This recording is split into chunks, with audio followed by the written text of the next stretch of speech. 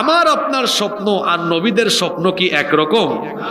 আমাদের স্বপ্ন কত ফালতু স্বপ্ন হয়, আর নবীদের স্বপ্ন এটা শুধু স্বপ্ন নয়, নবীদের স্বপ্ন হলো আল্লাহর তরফ থেকে আসা ওয়াহি। সুবহানাল্লাহ। তিনি স্বপ্নে দেখার পরে তার ছেলেকে নিয়ে বের হয়েছেন, জবাই করবেন। কার সন্তুষ্টির জন্য? বাবারা শোনেন, জাতির পিতা আল্লাহকে সন্তুষ্টির জন্য আল্লাহর পথে যদি তার ছেলেকে কুরবানি দিতে পারেন, এই বাংলাদেশে কোরআনের রাজ কায়েমের জন্য আমার আপনার ঘরের ছেলেকে কোরআনের ময়দানে আমরা ছেড়ে দিতে পারবো? কারা কারা পারবেন না হাত তুলেন।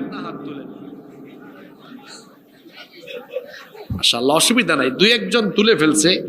এটা আবেগের ঠেলায়, জুসের ঠেলায়, অসুবিধা নাই। আল্লাহ আমাদের বাহিরেরটা নেন না, ভেতরেরটা নেন। সুবহানাল্লাহ। শোনেন, তিনি যখন নিয়ে বের হয়েছেন, শয়তান মানুষের সুরত ধরে এসেছে, এসে বলতেছে, ইব্রাহিম 86 বছর বয়সে তুমি একটা সন্তান পেয়েছো, এই সন্তান ছোটকাল থেকে তাকে নির্বাসনে রেখে দিলে, এখন আবার এই ছেলে যৌবনে পদার্পণের পরে তুমি তাকে নিয়ে যাচ্ছ কুরবানি করতে।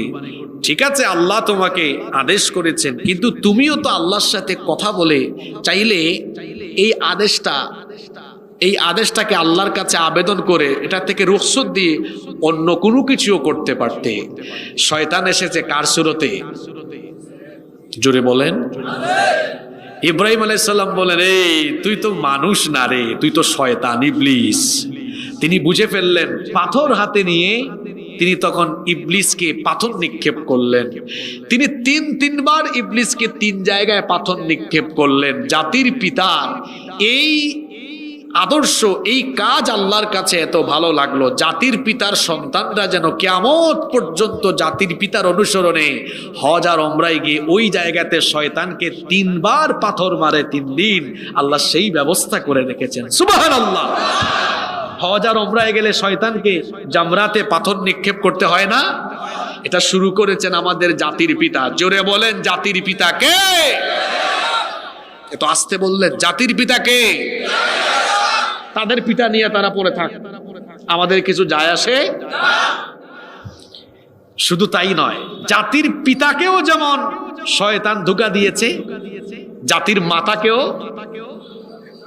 হাজেরা আলাইহাস সালাম, তিনি যখন তার স্বামীর সাথে সন্তানকে বের করে দিয়েছেন, ইবলিস এসে বলে, দেখো হাজেরা, তোমার স্বামী কত নিষ্ঠুর। আজকে কি মহিলা প্যান্ডেল আছে? মায়েরা শুনবে। ইবলিস এসে বলছে,